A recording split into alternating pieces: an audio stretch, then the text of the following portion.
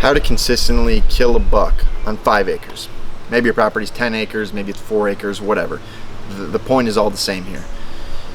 It's possible, and it's possible to do it consistently, guys. You just have to have the right 5 acres. If you own that 10 acres, you need to know how to manipulate that property, in the right fashion. And if you're asking for permission, you need to know what to look for to make sure that you're getting on the right 5 acres and not wasting your time. So let's say you own the property. Food, cover, water are the 3 most important things that we talk about as deer hunters when creating the perfect property. Which one's most important? A lot of guys are going to say food, have a food plot, whatever else. And I get it, and I understand it. I know where they're coming from. I heard somebody say in a video that you have to have the food, otherwise the evening movement, it's not going to be on your property. You're never going to be able to consistently kill deer and all these other things. And I get what they're getting at, but I respectfully disagree. If you have the cover on your property, then you have the bedding, and if you have the bedding, then you have natural browse, and if you have natural browse, you have water. You might not realize it, but you also have water because there's water content within that natural browse, and that's actually how deer get most of their water consumption, is through browse. So if you can at all manipulate movement, let's say you own this 5 acres, 10 acres, or this small property, I'd really focus on putting in cover because you really have all 3 aspects. If you can strategically place that, or have this 5 acres in a location where you can have the food or where you can have the bedding and the food is not too far away, then you've already set yourself up in that transition area from bedding to food. Now let's say you don't actually own this property and you're just looking for the right area or the right small piece of property to hunt. You don't own anything and you're just asking for permission. All right, now we're going to hop on topographical maps and all these other maps, and we're going to look. We're going to try and find the bedding, and we're going to try and find the food source, and we're going to try and stick ourselves right in between. We're going to get permission right between the two.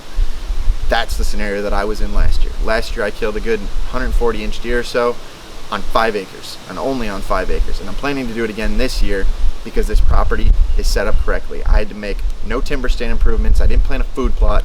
You know what I did? I hung a stand. But all the research prior to hanging that stand and picking that right property, which is actually only about 4.87 acres, is what ultimately led to my success. So this property itself had pretty subpar cover to begin with, which normally, once again, from the outside looking in, a lot of guys would say, I probably am not going to be able to kill a mature deer in daylight on this property. But the thing that this property had going for it was that it was close to a bedding area, and in this case the bedding area was a topographical feature. It really wasn't even a thicket. It was a topographical feature that the deer liked bedding on for a vantage point, and where my stand location was just out of sight of that. So by keying in on this topographical feature and picking up on these deer crossing this certain intersection every night, I backtracked and I figured out where these deer were exactly bedding. So now I'm on the property or close to the property in which they're bedding, and I also know where they're eating. So if I can just slam myself in between, then you're in that transition area. Ultimately, you're going to have consistent success as long as you don't pressure them up in that bedding area. And that's exactly what I did, and that's exactly how I plan to kill another buck this year.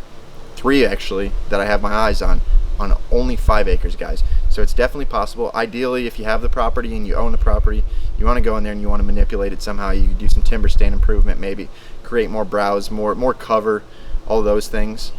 And if you don't own the property, hop on a topographical map, hop on a satellite image, and really try and pick apart where those deer are moving. Maybe it's an early season food source, and you got a deer on camera early season. Well, I'd try and find soybeans. Soybeans are a very nutritious, attractive food source in the early season. Maybe it's the last standing cornfield around for miles and it's late season, or maybe it is still standing beans. Depending on the time of the year and depending on the food source, you can pick out these properties and get permission on the right property. Sure, there might be 40 acres next door that somebody else is hunting, but if you have the right 5 acres and it is not necessarily strategically placed, but placed in the correct location, so that is it's a transition area for these deer to move from bed to food, then ultimately you're going to set yourself up for success a lot more consistently, guys.